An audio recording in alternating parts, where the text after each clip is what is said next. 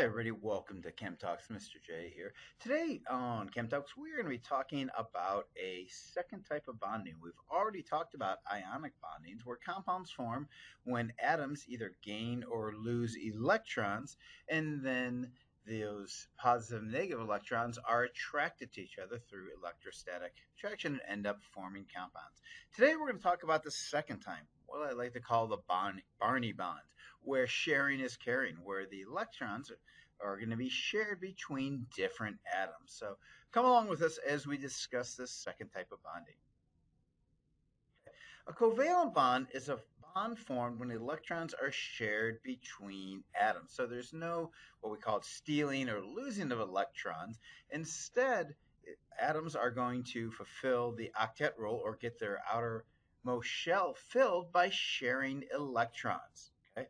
By sharing these electrons, both elements are able to fill their vacancies. Okay, so from the atom's perspective, the atoms that are shared belong to it. And each of the atoms that are sharing an electron think that electrons belong to it, and it's fulfilling the octet rule. Okay? And the thing to understand about covalent bonds, these are formed by nonmetals, atoms on the right-hand side of the periodic table. Remember, ionic bonds were formed from an atom from the left-hand side, a metal, with an atom on the right-hand side, nonmetals, opposite charges attract.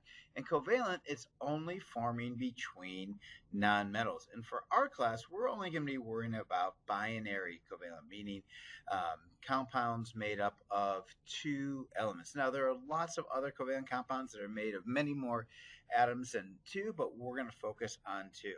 So, for example, if we have chlorine, chlorine has 7 valence electrons. We can figure that out just like we did when we figured them out for ions. But instead of chlorine gaining an electron by stealing from somebody else, like we saw with sodium chloride in ionic bonding, instead what's going to happen is if we're going to form two chlorine gas, Cl2, what they're going to end up doing is sharing this pair of electrons. And from each atom's perspective, it thinks it owns the other electron, therefore fulfilling the octet rule, giving it a full outer shell. So when they come together, they form a bond right here, and each atom thinks it has a full shell. Now, what's kind of cool about this is atoms can actually share more than one pair or two electrons. We call this multiple bonds. Okay? A double bond forms when two atoms are going to share two pairs or 4 total electrons, like we can see here between oxygen and carbon. We got 1 set, 2 sets. So from the carbon perspective, it has 2, 4, 6, 8 electrons. And from oxygen, it has 2, 4, 6, 8. We call that a double bond. We can also form triple bonds as well, where they're sharing 3 pairs of electrons, or a total of 6 electrons are being shared between 2 atoms. You can see them right there. So we have single bonds where they share 1 pair, double bonds where they're sharing 2 pairs, or triple bonds where they're sharing 3 pairs. Okay. Now, when we talk about sharing electrons, not all covalent bonds share nicely. They don't share evenly. Imagine you had a candy bar, you go to eat, and your little sibling comes up and wants a piece, and you don't give them any, so they start whining to mom, and mom says, hey, give them some of that chocolate bar, right? Well, if mom doesn't tell you to break it evenly, you're going to break off a little corner and go, there, I shared, and walk away, right? If mom's smart, what she's going to say, okay, break that in half, and your brother gets to pick what half. Well, if your brother gets to pick what half they want, you're probably more likely to make them being equal sizes. That way you don't get the small half that you tried to give your brother. Covalent bonds kind of do the same thing with electrons. Sometimes they share the electrons evenly between the two different elements. Other times they don't. Okay, so they're not always shared equally. Okay, some share nice, as we said, and others hog the electrons. Okay. First type of covalent bonds, what we call a non-polar covalent. Okay, what this means is that the electrons are being shared equally between the two atoms. They spend about the equal amount of time on either atom. Okay. The other type is what we call a polar. Think about the poles on the Earth, right? You have a positive and a negative, or north and south, okay? In polar covalent, there's an unequal sharing of the electrons between the two atoms. And the atoms tend to hang out at one of the, excuse me, atoms. The electrons tend to hang out at one of the atoms more than the other. What this does is create what we call a dipole. A dipole is a partially charged side of the molecule. One side is slightly positive, the other is slightly negative. Overall, the compound has a neutral charge, just like we talked about with ions, that all compounds have neutral charge. But in a polar one, the electrons tend to hang out at one element more than another. It has to do with electronegativity, which we won't get into, but understand there are two different types of bonds. Okay, overall, the charge of that atom is neutral, but the polar compounds can form some really important compounds, especially when we start talking about application into the human body. So if we look here, here's methane, CH4, what we use to run our Bunsen burners. In methane, the electrons are shared equally between all the carbon and hydrogen. There's no charge. In a water molecule, though, because water has a higher electronegativity value than does hydrogen, the electrons tend to hang out over here with the oxygen. Okay, that means the oxygen has kind of, in a way, you can think of almost two extra electrons. It makes it negative versus the hydrogen here, whose electrons are being pulled away from its nucleus. We end up with a slightly positive side. So water has a positive side and a negative side. And I'll show you some examples of this and cool things that can do in class. Remind me to show you that. So two types. Polar shares unequally of electrons. Nonpolar is equal sharing of the electrons. Okay, as I said, learn later this semester or even another chemistry class how to predict the types based on a couple different factors. All right, so let's talk about writing chemical formulas for covalent compounds. I think you're going to find this a lot easier than ionic. Okay, first of all, when we talk chemical formulas for covalent compounds, we are forming molecules. A molecule is a compound that's formed as a result of covalent bonds. If you remember when we talked about ionic bonds, okay, they form salt. We said we got to get over that idea that the only solvent there is sodium chloride. Okay, ionic compounds are called salts. Covalent compounds are called molecules. This sometimes helps you when taking the test. If it's asking for a molecular name or the name of a salt, it can give you some clue about how to write that formula. And so since we're talking molecules, a molecular formula represents the number of atoms in each element composing one molecule. Just like we wrote with formulas, chemical formulas for salts. But the difference is, okay, with covalent, the subscripts do not have to be in the lowest ratio. Remember when we talked about ionic charges, like charges canceled, or if we had like lead-4 and oxygen, right? It wasn't Pb2O4, it was PbO2 because they wanted to be in the empirical formula. Okay, so not always we have to reduce them. We can reduce them if it's asked for, but in molecular compounds, we do not have to always reduce like we did with ionic. Okay? Good example, this is glucose, C6H12O6. Glucose is a type of sugar produced by photosynthesis, right? In theory, if this was an ionic compound, we'd have to divide this all by 6. But since it is a covalent, we do not divide it by 6. Okay? So in the ionic compounds, we always went to the empirical, the smallest whole number ratio of atoms present. We don't have to do that for molecules. We can, okay, but we don't have to. But we always have to use it for salts. So I want you to go to empirical formula for molecules. I will ask for that. Okay, be aware of it. So I'll give you a couple examples here. If we have Mg2O2, right, that'd be, if we did the swap and drop method for magnesium oxide, that's what we get, but we'd have to reduce them by 2 because each of them is divisible by 2. Whereas glucose with C6H12, that's perfectly fine to write it that way, but if we wanted the empirical form, we divide everything by 6, it's CH2O.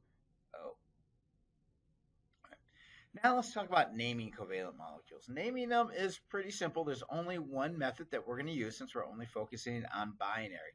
And what we see with covalent compounds or molecules is that they use prefixes to indicate the number of atoms present. So they're using this prefix to give us the subscript. With the first element in a binary covalent, okay, we're going to just simply use the name of the element.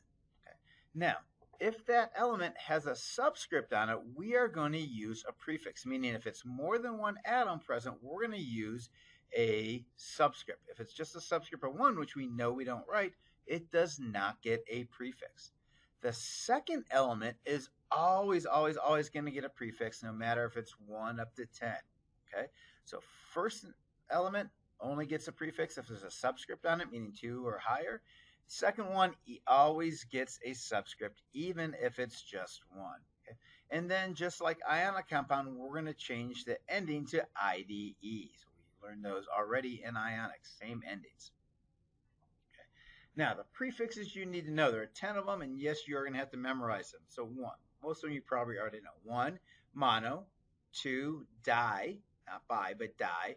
3, tri, like a triathlon, you do 3 events. 4 is tetra, like Tetris, if you ever played that. Think about it, you always have 4 blocks in Tetris. 5 is penta, like the Pentagon building in Washington, D.C. 6 is hexa, like a hexagon. 7 is probably the one that people struggle with most because we don't use it a lot. It is hepta. Okay? 8 is octa, like the octagon, okay, like a stop sign, or you're battling it out in the octagon in an MMA match. 9 is the second one that people don't use as much, and that's nana. Okay, and then finally, 10 is deca, like decade. Okay, so you will need to have these memorized, okay, for the exam and to be able to use this. Okay, so make sure you know. And the biggest one people struggle with is probably hepta and nana, because those are the ones that we do not use a whole lot. Now, a special note using these prefixes. When you're adding a prefix, okay, and you end up with 2 vowels, let's say if we had penta and oxygen, it'd be pentaoxide. Okay, what you're going to do is you're going to drop either the A or the O at the end of the prefix. So pentaoxide becomes pentoxide. Okay, nana-oxide, 9 oxygens, becomes non-oxide. Monoxide becomes monoxide, as in carbon monoxide. If we have 2 vowels and one of them is an I, we never drop the I, like at the end of di or tri. Okay, trioxide, dioxide, we leave that there. It's only the A's and the O's, and then we drop those at the end of the prefix. So naming covalent molecules is really simple. Okay, if we have CO2, okay, we have carbon has 1. Okay, so we don't give it a prefix if it has just 1. So it's carbon. Oxygen has 2, which is di. So this becomes carbon dioxide. This is a good one to use as kind of like an anchor in your mind because we all know about carbon dioxide. It's a great one. Here, CCl4. Once again, carbon doesn't have a prefix, so it's just carbon. And then 4 is tetrachloride, carbon tetrachloride. Here's PBr3. Phosphorus, not phosphide, that's only the second one that we change it. So phosphorus tribromide. Here we go, P2O5. Here's an example where we do have a subscript. So it's diphosphorus. Once again, it's phosphorus, not phosphide. Diphosphorus pentoxide. We dropped that A, so it's diphosphorus pentoxide. Oops, we got them out of order there. N2O is dinitrogen monoxide. Once again, we dropped one of the O's there. And then, as we said here, diphosphorus pentoxide. We dropped the A there. Okay, as we already talked about. All right, what I'd like you to do is, I'm going to put a couple up here. I want you to pause the video once they're up. See if you can fill these in the notes on your own and then come back, okay? Make sure you hit the pause button once I show you these and try it now. Okay, pause them, don't cheat. I know some of you are slacking. Try them on your own. All right, welcome back. Here we go. Let's go through these real quick. CBr4, carbon tetrabromide. Cl2O7, dichlorine. Remember, it's not ide. It's keep the normal element name. So dichlorine, hepta, drop the A, heptoxide. Next one, dinitrogen pentoxide. BCl3, boron trichloride. Now it is ide since it's the second word. NO, nitrogen monoxide. Okay, and then finally, MgCl2. Did you get this one right? Magnesium chloride, right? Metal, non-metal. Don't forget what you've already learned. That's going to be the hardest part about this is when we mix them together and you got ionic with chloride. So yeah, MgCl2, that is an ionic. So it's not magnesium dichloride, it's Magnesium chloride, the stuff we throw on our roads at winter to stop ice. All right, so how do we write the formulas then for covalent compounds when we're given a name? It's even easier, okay, because we know the prefix gives us the subscript, okay? So the prefix tells us the subscript of atoms for each element, okay? There's no swap and drop or crisscross like covalent compounds.